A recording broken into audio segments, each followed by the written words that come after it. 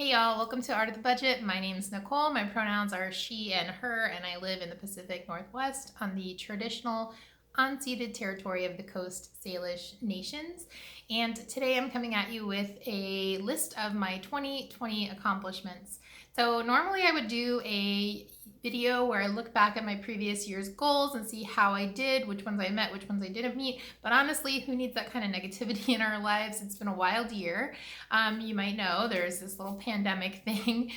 So we've all kind of had a rough year, and I just decided that I was going to look at what I accomplished versus really hashing out all the things I didn't accomplish for various reasons. And I would love to know some of your 2020 accomplishments down below. Let me know, no matter how big or how small. So I'm gonna go down the list now. And of course, these are, based on the goals that I set for myself. So I actually did hash it out. I went down the list and I, put an X through the things I didn't accomplish. But I'm just gonna share with you what I did accomplish this year. So number one, I maintained my credit score, which is currently in the excellent category. That's just something I've been working on, so pretty pleased with that. Number two, I increased my net worth by over $15,000. And some of the other things on this list go into that in a little more detail. Number three, for example, I maxed my Roth. I actually haven't maxed my Roth, but I'm poised to do it. I had temporarily put less into my Roth and more into my emergency fund, like put part of what I would normally put in my Roth into my emergency fund.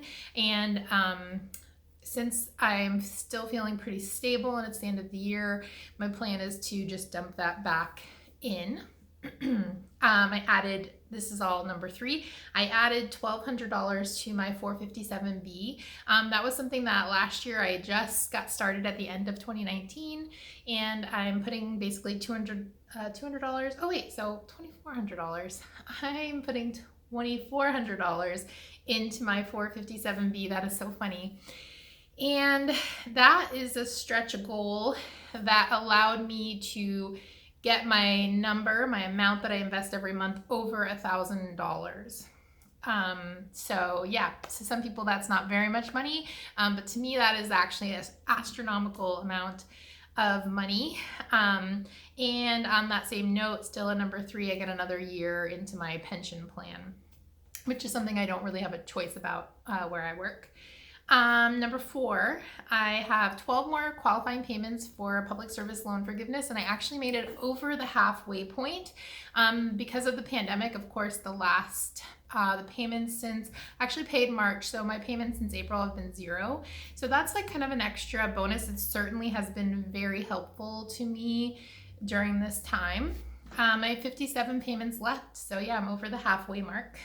Number five, I shared my income every month. I didn't quite make it to my 7% of my base pay. The beginning of the pandemic, my giving and sharing was on the higher end, but the last couple months of the year, it's been on the lower end. And that's just how it sort of had to work out. I'm still really happy that I was able to share my income every single month this year. Number six, I increased my couch cushion to $13,000, which is about 4 months of take-home pay. And I am gonna still be in the position before tax time to dump that money that I kept back from my Roth into my Roth. So it's gonna kind of work out really well. Number seven, I got a new bed, which was not really something that I planned for very thoughtfully, but actually ended up being a huge gift that I gave to myself and my back. My back really needed it.